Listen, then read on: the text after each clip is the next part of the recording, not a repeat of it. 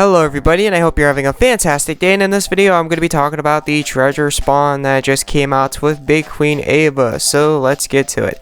Okay, so right here we got an ability power of 400. It's actually going to be like 480 because it's going to be increased by 10 for each increase in skill level when it's done, or like 460 or something like that. It hits 200 two times, so that's where I'm getting the 400 part from, with a success value of 100, so it's going to be hitting 100% of the time. It's going to increase the attack and magic attack of all allies by 120, just like Michaela. So this is going to be the second monster in the game that's going to increase attack and magic attack by 120% for 120 seconds. You might wonder, how is it going to do it when it only has an 80%? There's an 80% buff limit. It's going to increase the buff limit by 40% for the attack and magic attack. That's how it's going to give that. And all of this is going to be happening for 120 seconds. So it's going to be an extremely long time. It's also going to cast Karma on all enemies. It's going to cost Karma on all enemies. I kind of get that part mixed up. It's going to give 50 cost. So it's actually going to place you at 50 cost. It's not going to give 50 cost. It's going to place you at 50 cost. Just like Kumbahira, this could be both good or bad depending on the situation. But with the cost recovery speed it's giving you, that's more of a beneficial thing than more of a negative thing. It's going to cast Kinjin. It's going to nullify debuffs, Unison gouge reductions. It's going to boost the power of critical hits by 50, increase attack ability accuracy. Attack ability accuracy by 30%, and gives piercers. So that's pretty much how that's going to work out with this monster and everything surrounding it. This monster right here is good for guild battles. Excellent for guild battles. Absolutely astonishing, otherworldly for guild battles. Not so good for Coliseum though. Michaela was better for Coliseum because of her ability. She hit 200, I think, 5 times. That right there is ability power of 1000. And this one doesn't even do twice as much. This one doesn't even do, I meant to say, half as much. Not even half as much. Maybe a quarter as much, but not even half as much damage as Michaela did. And because of that, it's not going to be as useful for Coliseums, because when it comes to Coliseums, monsters that you usually want to use are stuff that helps you either survive or stuff that helps the enemy team lose like their damage reflection, damage reduction, like Odin, Brahma, or like heavy hitting monsters, or monsters that use prohibit Unison. Those are really the only monsters you really want to use when it comes to Coliseums. Other than that, you might want to stay away from monsters unless you're a treasure hunter. If you're a treasure hunter, using something like Zeldris or Keyroid will also work out towards more of a beneficial factor. So that's how it's going to work out. That's why I'm saying it's not going to be good for Coliseum, is because it doesn't have that heavy hitting ability power like Michaela does. And because of that, it's not going to be as good for that. It's going to be as good, nearly as good for guild battles. The issue with it, again, is it doesn't do like that otherworldly damage. It doesn't board wipe. Michaela's definitely a certified board wiper. She's not going to board wipe all the time. When you're in like endgame S rank, it really depends on the situation and scenario whether she's going to board wipe. And I'm not just talking about Madia, because there's more people can do than just Madia to survive. Seriously, it is that bad in higher S ranks. So definitely, you probably want more damage when you're doing Unison, but this one's going to give more battle score by default because it's a 37 cost. Michaela's a 36 cost, so it's going to give more battle score. And that Kinjin's going to allow you to do more damage to the crystal, unlike Michaela. Michaela gives cost recovery speed and all that. This monster also does that. Michaela also gives reduced ability cooldown times with the caster, but it gives cost recovery speed. This one gives cost recovery speed to all allies, like Michaela, because it's part of her blessing. Oh no, she doesn't give cost recovery speed. She gives a 50 cost to the actual caster. So my bad. That's pretty much how blessing works compared to Kinjin. And this one just gives cost recovery speed to everybody. So that's where that comes in. That's how it's going to be useful in everything surrounding that scenario and situation. And it's really like, it really depends on the situation, honestly, whether Michaela or this monster would be a better throw, because like I said, they both have their pros and cons, honestly. Even when it comes to the higher cost, they both have their pros and cons, because Michaela can be potted, definitely, and she can go to 4 pots, and by the time she goes to 4 pots, right, she probably actually gives around as much battle score as a 37 cost, and for sure, you're not going to be seeing 36 costs. You're definitely not going to be seeing 37 costs having pots anytime soon. So That's where that comes in. That's my opinion based on that. Player versus enemy, will this monster be useful? For sure, it's going to be useful in player versus enemy, all hands down. It's got that Kinjin, and it gives 120% attack and magic attack for sure. It also casts Karma as a little bonus and gives you cost, well, places you have 50 cost and gives you cost recovery speed. But it's not going to be as useful in player versus enemy as it's going to be in like player, like guild battles per se, for example, because this 120% buff may not be removed by you because you have Kinjin. I'm not sure how Kinjin works, whether Kinjin just nullifies debuffs or it saves your buffs as well. Because when I used Frenzy didn't save your buffs. You were just protected from debuffs. But definitely buffs like this is a regular attack and magic attack buff. It's really strong. It's the strongest in the game, but it can be easily removed depending on the enemy you are fighting. So keep that in mind while you're using this. It's good for player versus enemy for sure, but it's not going to be as useful for player versus enemy because of that certain factor, that small little factor and situation when it comes to player versus enemy. So that's my intake on the monster and everything surrounding it. It's definitely going to be good for guild battles, for sure. All hands down, no questions asked. Whether it's going to be better than Michaela or not is really questionable and depends on circumstance. I can't really give it in a general perspective because it's more of a debatable subject and factor. Anyways, moving on from there, let's actually talk about the treasure spawn. The treasure spawn is going to give the no rates on any of the feature gear, which is only the actual monsters, by the way. So it's going to be near mythical.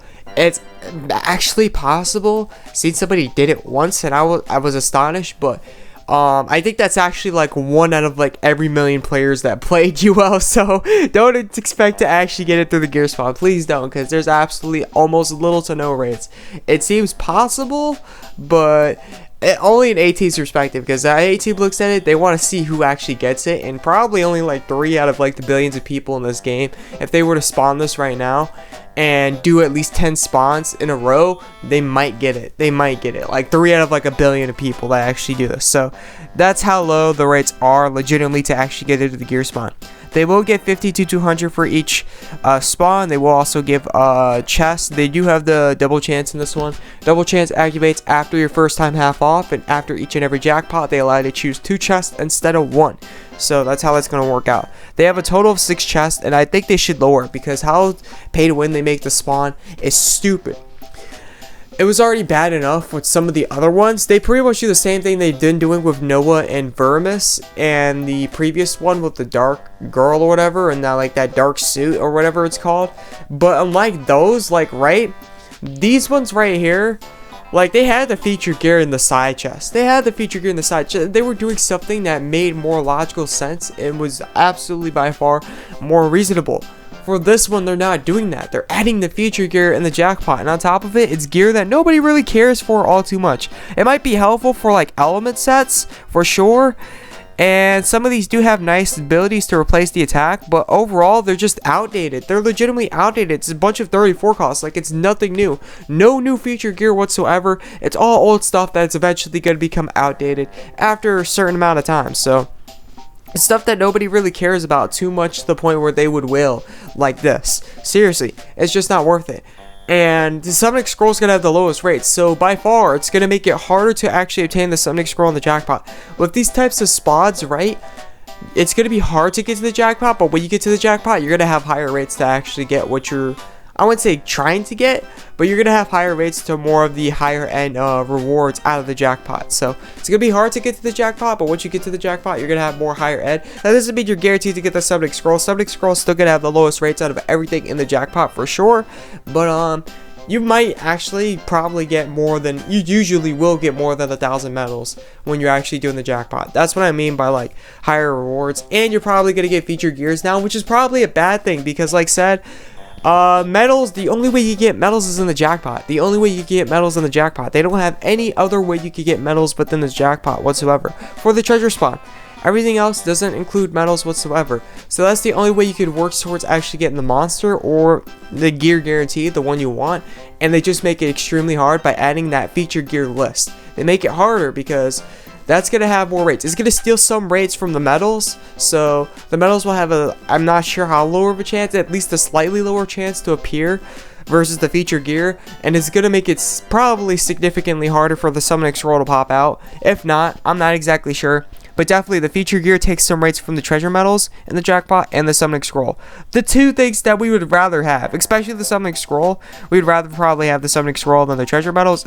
So yeah, if you're spawning this, good luck, because this is one of the most pay to win spawns I've seen. At least in the previous ones, they offer the summoning scroll or like the medals. So even though it is expensive, you can guarantee, like, when you get to that jackpot, you're nearly guaranteed something that's going to help you, whether it's going to help you slightly or it's going to help you dramatically, pretty much aka the summoning scroll. But this one, that's not guaranteed whatsoever. You might get the feature gear. Nobody cares for the feature gear. Almost nobody cares for the feature gear. It might be helpful, but considering the price that you're using to actually spawn for the treasure spawn, it's just beyond stupid. And they don't make the metal exchange better either. You know, if they actually had it to like 6k medals or something like that, maybe this probably would be worth it, but it's still at 10k. It's still at 10k. And the price that they have it in the treasure spawn is just significantly, it's crazy. It is astonishing. It is just wow. It is pay to win on all different types of levels, and I just don't find it worth it. Like, Michaela was a circumstance monster, and Michaela was even significantly cheaper than this. Seriously, that's how bad this monster is. I mean, the monster is good. Don't get me wrong. When I just talked about the monster, this monster is absolutely good. Especially in guild battles, this monster will rock in guild battles. But for the price it is, I still wouldn't find it worth it, and everything surrounding it. And there's almost no monster in the game I would find it worth it unless they brought back a limited time, like 7 Deadly Sins monsters, like Zelda's per se. Even then, I wouldn't find it as worth it as it is in this one, because this was just beyond pay to win. I wouldn't find any monster in the game worth the price that they have it for this treasure spawn at all. And yeah, they have summoning scrolls in here as well. They have extra ones, which I don't see the purpose in it, because nobody's going to be whaling for them. And this one, you do have significantly more friendlier treasure spawns to actually whale these in instead of these. So there's no purpose. And same for the gear right here. I just wouldn't find any purpose to go whale for it when you're not even guaranteed to actually get any medals within 6 chests. Legitimately, if you do a full run, you're not even guaranteed to get any medal. You're likely to get medals, but it's not guaranteed. It is not. And that's just horrible. That's toxic. That's cancer on all different types of levels. So that's what I gotta say about this treasure spawn, is it offers a really good monster. Pretty much a 37 cost Michaela without the damage. And it's a really good monster for guild battles for sure. But if you already have, especially if you already have Michaela, you might want to consider staying away from the spawn, because the spawn is extremely pay to win. This is one of the most pay to win spawns I've ever seen. If you're new to this game, also, summoning scrolls will have the lowest rates for sure. When you get to the jackpot, summoning scrolls will have the lowest rates. Significantly lower rates than the medals will ever have, so keep that in mind. And treasure spawns or a work in progress spawn, they're not going to be something you spawn right away and get like rewards right away that it's going to help you right away. You're guaranteed to get what you're looking for, but you have to spend a lot of gems. They're a work in progression spawn. That's what the medal system is there for. As you've seen, you can do the math yourself. Getting certain medals to get that certain thing from the medal exchange, that's pretty much what it is a work in progression. So that's what I gotta say about the spawn. Thank you for tuning in, thank you for watching, and I hope this helped out. This is the AzureWrath, and I'll catch you in the next video. I'm out. Peace.